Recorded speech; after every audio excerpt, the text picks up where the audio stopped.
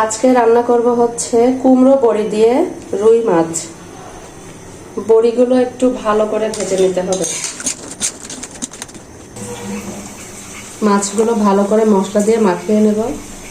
পরিমাণ মতো বাটা মশলা, আদা, পেঁয়াজ ও রসুন, লবণ, মরিচ গুঁড়া, হলুদ গুঁড়া, ধনিয়া গুঁড়া, সরিষার তেল। বড় মাছ মাখিয়ে রান্না করলে অনেক মজার হয় খেতে। আর আজকে তো কুমড়ো বড়ি দিয়ে রান্না, আরো মজার। মাছগুলো ভালো করে কিছুক্ষণ কষিয়ে নেব।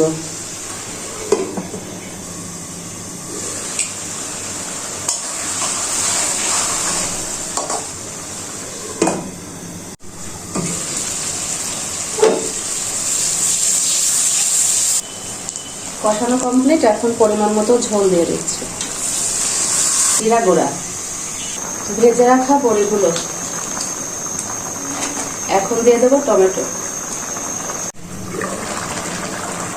যেহেতু রান্নাটা এই চাউলের বড়ি দিয়ে করা আর বড়ির ঝোল অনেকটা চুষে নেয়, তাই এইটুকু ঝোল থাকা অবস্থায় আমি তরকারিটা নামিয়ে ফেলবো।